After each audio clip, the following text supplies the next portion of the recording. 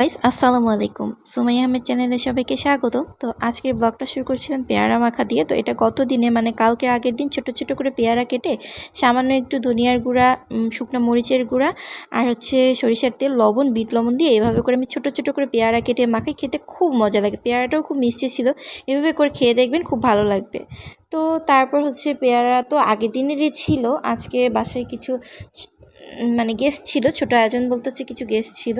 তো তাদের জন্য তারা এসেছিল, তাদের জন্য কিছু আয়োজন করেছিলাম। এখানে রোস্ট ছিল, চিকেন ফ্রাই ছিল, আর হচ্ছে করলা ভাজি ছিল। সাথে ছিল হচ্ছে এই করলা ভাজিটা কিন্তু একদম মানে দেশীয় করলা। আর এই ট্যাংরা মাছ কিন্তু একদম বড় বড় যে নদীর যে ট্যাংরা মাছটা থাকে, ওই ট্যাংরা মাছ। আর এটা হচ্ছে মুগ ডাল দিয়ে ডিম রান্না। এটা কিন্তু খুবই একটা মজাদার সুস্বাদু রেসিপি। এটা একবার হলে আপনারা করে খেয়ে দেখবেন। আর এখানে ছিল সালাদটা এখনও পর্যন্ত আমি মাখাইনি বা রেডি করিনি। আর ভাত, তারপর হচ্ছে ভাত পোলাও, এগুলো তো থাকবেই। ভাত পোলাও দুটোই আইটেম করেছিলাম। তো এই হালকা পাতলা কিছু ছোটো আয়োজন ছিল, গরুর মাংস ছিল, এটা আর দেখানো হয়নি। আর এই হচ্ছে আগের দিন তো এলোমেলো ঘর দেখিয়েছিলাম, গোছানো ঘর দেখায়নি। তো আজকে একটু সুন্দর করে ঘরবাড়ি গুছিয়ে নিয়েছিলাম। ওইটারই একটা ছোট ভিডিও নিলাম আর কি, যে একটু সুন্দর করে গোছানো গোছগাছ করেছি। ওইটারই একটু ঘরবাড়ি জাস্ট টুকটাক দেখানোর চেষ্টা করি। আর এগুলো আমাদের অনেক অনেক পুরনো ফার্নিচার। আমাদের এই মানে বাসাটা, পাবনার বাসাটা আসলে অনেক পুরানো, 30-40 বছর আগের পুরানো। তো এখানে জিনিসপত্রগুলো কিন্তু হচ্ছে 30 বছর আগেরই পুরানো। দেখেন যে এখনও কত ভালো আছে। আসলে আগেকার জিনিসের কোনো তুলনাই হয় না। তো এই টুকটাক আর কি সব কিছু এর আগের দিন দেখেছিলাম, মানে কোনো মতো আর কি এলোমেলো সব কিছু। তো আজকে একদম একটু টুকটাক ভালোই গুছিয়েছি। তো এই গুছানো জিনিসগুলাই আজকে দেখানোর চেষ্টা করেছি।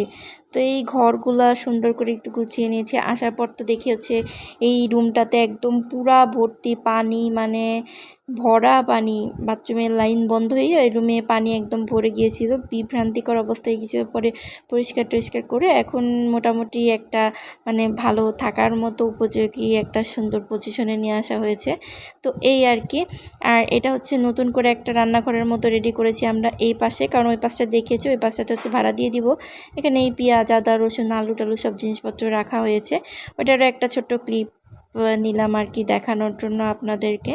তো এই একটা মানে আমার বাসাটা পুরাটা ঘুরায় দেখালাম, যেহেতু সুন্দর করে সব একটু গোছগাছ করেছি, এই আর কি। আর ওই পাঁচটাতের আগের দিন হচ্ছে সব কিছু দেখিয়েছি। আর এখানে হচ্ছে ছোট্ট একটা জিনিস আপনাদের দেখাবো। এটা কলসটা হচ্ছে আপনারা কারা কলস চিনেন বা কলস জানেন বা কলসে কারা পানি খেয়েছেন কমেন্ট করে জানাবেন প্লিজ। আর এই ঘরের এই পাশটা তো হচ্ছে পুরাটা ভাড়া দিয়ে দিব, এর আগে দেখিয়েছি। তো ওই জন্যই আর কি ওই আগে যে রান্নাঘরটা দেখিয়েছি ওই রান্নাঘরটা করা। এই যে স্টোরের পাশে এই লম্বা এই যে রান্নাঘরটা, এই আর কি। আর এটা আমাদের মানে ফ্রিজটা নতুন কেনা হয়েছে এই। আর বিকালে নাস্তায় কিছু আয়োজন করেছিলাম গেস্টদের জন্য। এখানে ছিল চাউমিন তো আমি সবসময় করি। চপ, ডিম চপটা খুব সুন্দর কড়া করে একটু ভেজে নিয়েছিলাম। এখানে ডিম চপটা কিন্তু খুবই মজাদার। আর এখানে ছিল জালি কাবাব, এটা চিকেন জালি কাবাব করেছি। তো চিকেন জালি কাবাব কিন্তু অনেক মজাদার এবং খুব লোভনীয়। চিকেন জালি কাবাবের রেসিপি ইনশাল্লাহ সামনে আপনাদের সাথে শেয়ার করব, তো আপনারা দেখে রেডি করে নিতে পারবেন। আর এখানে আপেল ছিল, তারপর সাথে ছিল পেয়ারা, আরও অনেক কিছু। তো সব কিছু তো দেখানো সম্ভব হয়নি, টুকটাক যা পেরেছি দেখিয়েছি। আর অতিথিরা এখানে আমাদের জন্য নিয়ে এসেছিল হচ্ছে মিষ্টি। এটা আমাদের পাবনার বিখ্যাত একটা দোকান বনলতা, এখানকার প্রত্যেকটা মিষ্টি কিন্তু অনেক টেস্টি। এটা চমচমটা ছিল খুব সুন্দর নরম, হচ্ছে মানে ক্রিমের মতো একটা চমচম থাকে না, ছানা টাইপের। তো মিষ্টিটা হ্যাঁ খুব ভালো কোয়ালিটির ছিল। এটা আমাদের অতিথিরা আমাদের বাসায় মিষ্টি নিয়ে এসেছিল। আর নিয়ে এসেছিল সাথে করে আপেল। তো এগুলাই আর কি। এই আপেলগুলোও কিন্তু মানে ভালো ছিল, অনেক ভালো ছিল। তো ধন্যবাদ সবাইকে। ভিডিওটি কেমন লাগলো জানাবেন, ভালো লাগলো অবশ্যই চ্যানেলটি সাবস্ক্রাইব করে পাশে থাকবেন। আর এতক্ষণ সাথে থাকার জন্য ধন্যবাদ। আর আমার ভিডিও দেখতে দেখতে যদি ভিডিওর কোনো অংশ মনে হয় ভুল ত্রুটি হয়েছে, তাহলে অবশ্যই ক্ষমা সুন্দর দৃষ্টিতে দেখবেন। সবাই ভালো থাকবেন, সুস্থ থাকবেন।